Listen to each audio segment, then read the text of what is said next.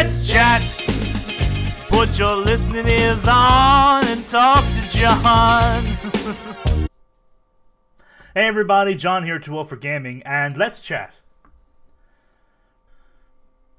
Just a quick little thing here. I think my Let's Chats are getting a bit too much about this is what's happening on my channel and this is why this isn't happening.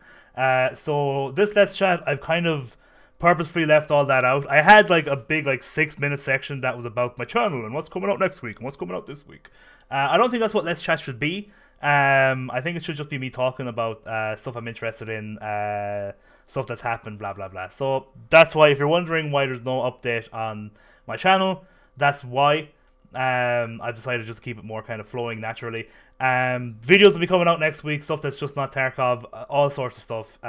Follow me on Twitch and Facebook. I have a new video on Facebook actually explaining kind of stuff that's been happening, if you want to go see it. So I'm watching The House this week.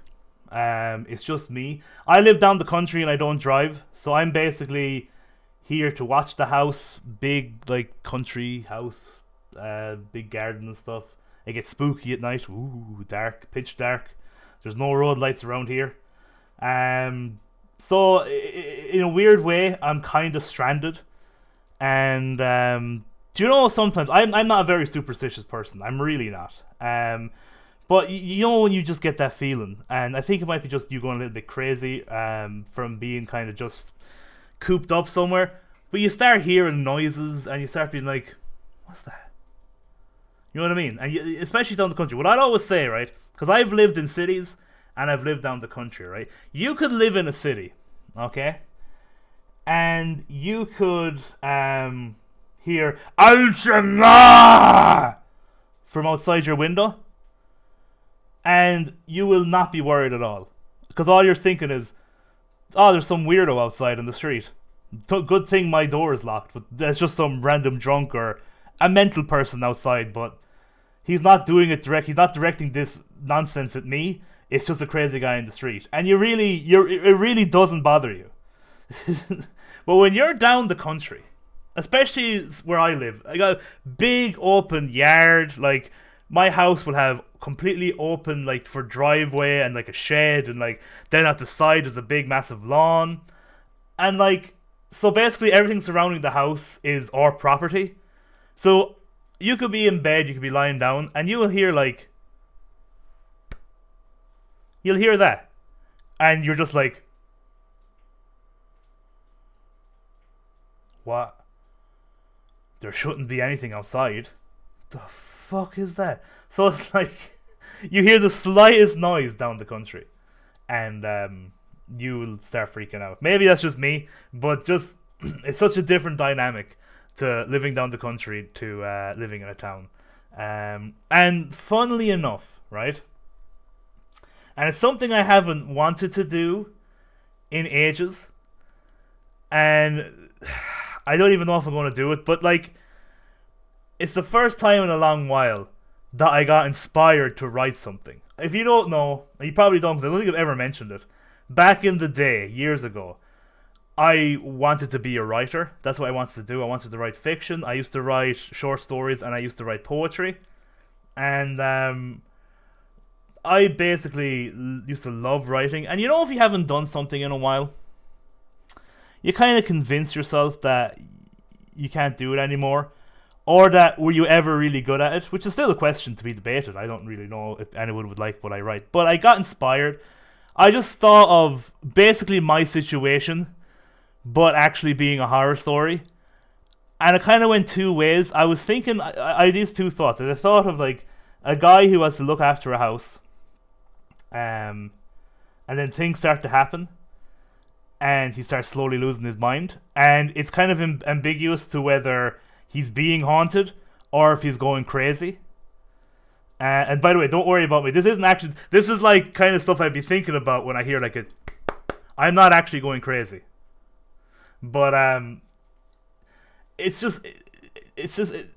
funny because I was like, God, I actually kind of want to write this. So I want to think I might attempt to write a short story over the next few weeks. I'd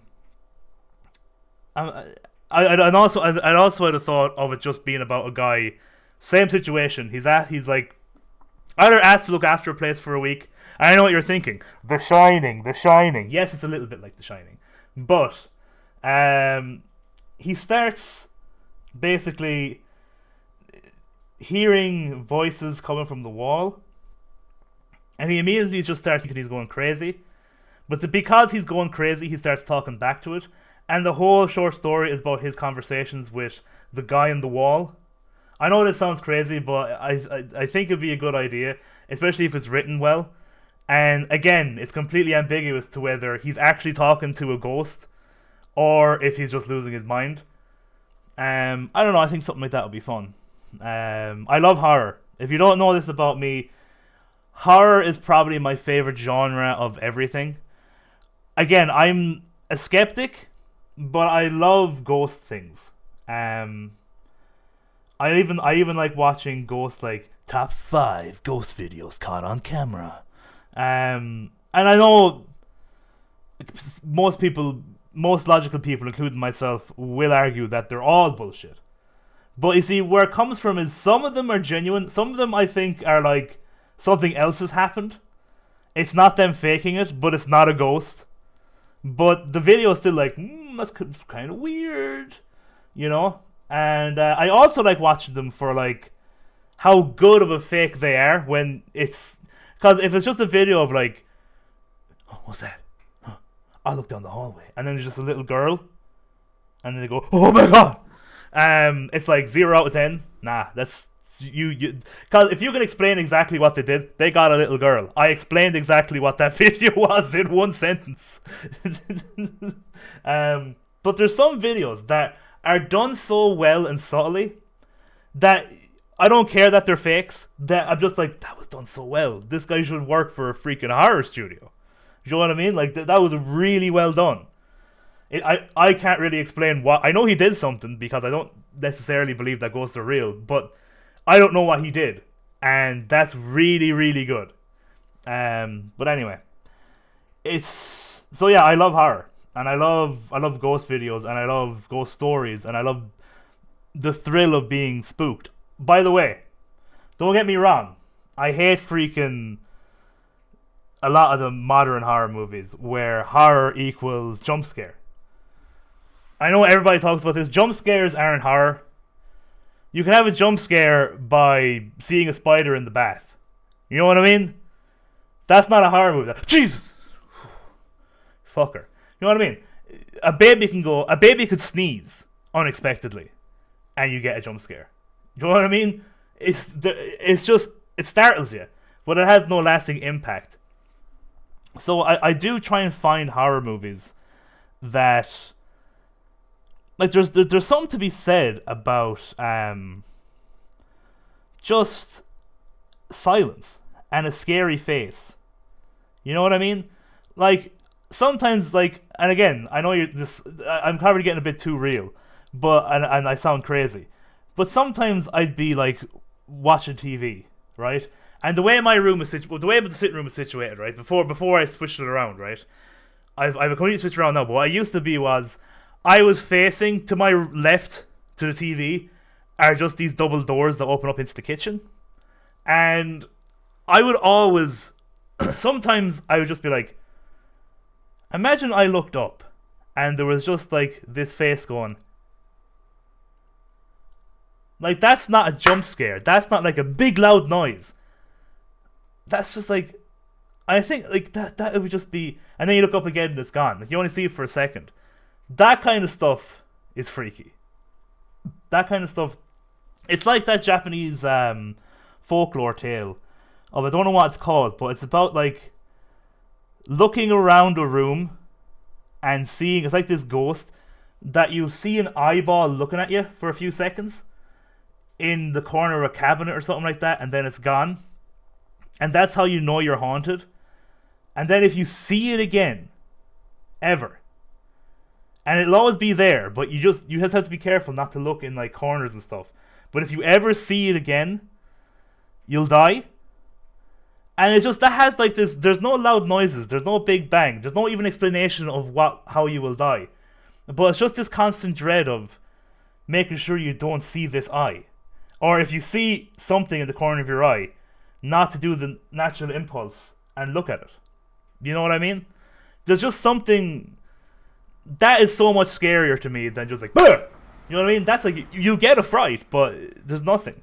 So subtlety is key for me for horror. And that's why if I ever wrote something like that, it would literally just be a book about someone having a conversation. But I'd like to somehow get it scary. Like creepy. You know what I mean? I don't know. That's the kind of stuff I'd like to do. So yeah, I'm thinking about writing a short story to get the juices flowing and maybe start writing again. If I ever do, then I'll let you know and I'll let you read my stuff. I started watching the show The Boys on Amazon. I'm about 5 episodes deep. There's only 8 episodes. So far, so good. I'm really enjoying it. I read a lot. I can't remember how much I actually read, but I read a lot of the comic back when I was living in Cork. My friend Peter used to bring down a load of comics down to Cork. It's where I read Preacher. It's where I read The Dark Knight Returns. It's where I read... What else did I read? I read a few other ones. I can't really think right now. I read Hush. I read Arkham Asylum. I read a lot of Batman. All very good. But The Boys is by Garth Ennis, Irishman. Also wrote Preacher. Preacher, if you don't know, comic book wise, is probably my favorite media of like entertainment media thing. Like, so I'm including it in movies, music, TV. It's my favorite. I love the comic. It's one of my favorite things. I love Preacher, and I really like the show. The show is very different to the comic, like storyline wise, and then keeps main elements of it, which The Boys is pretty much kind of like as well.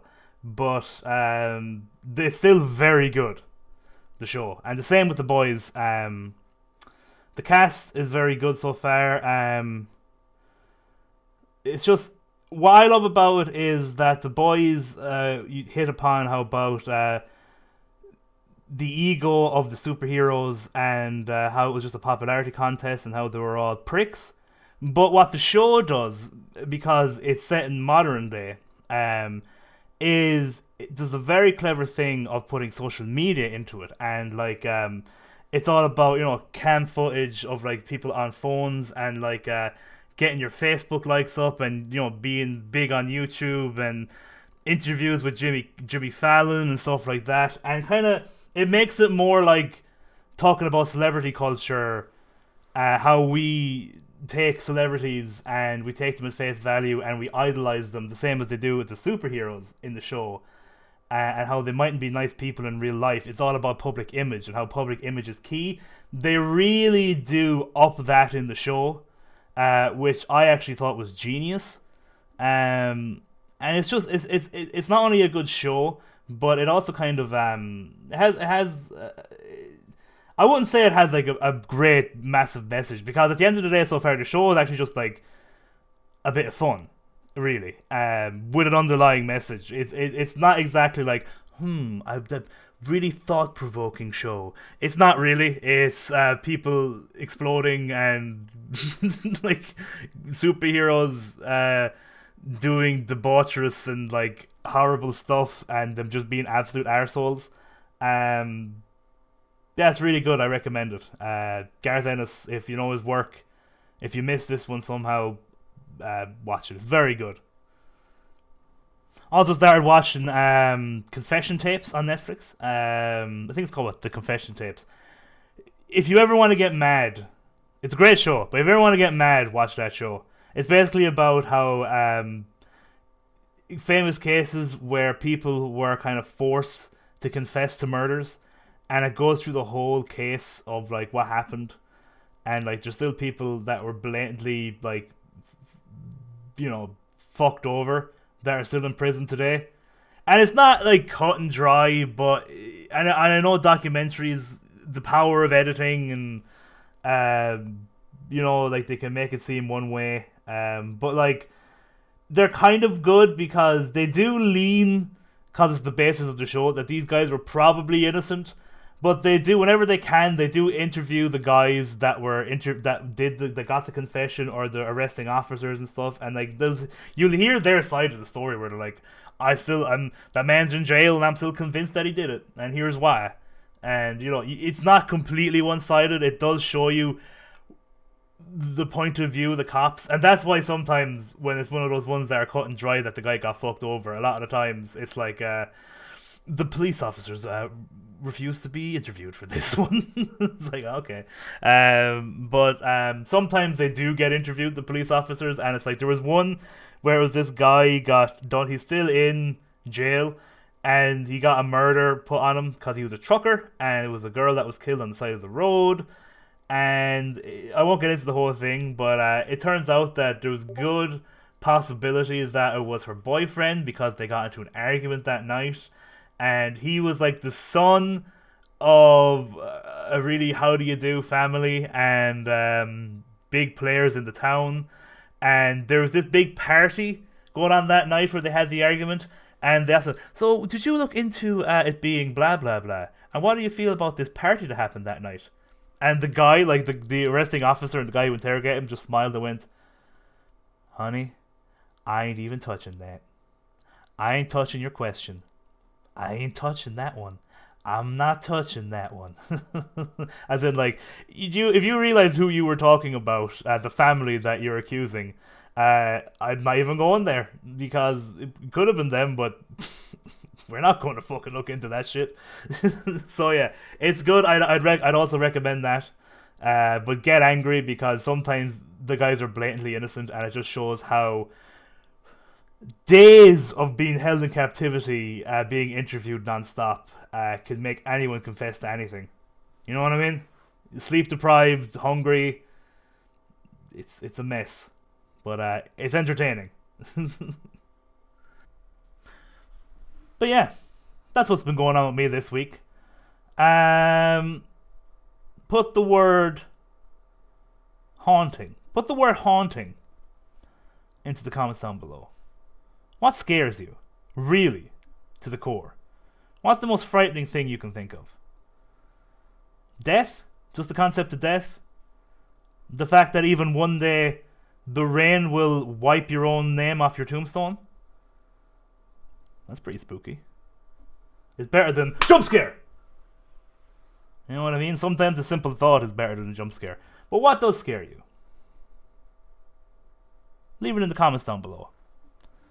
And as always, my name is John.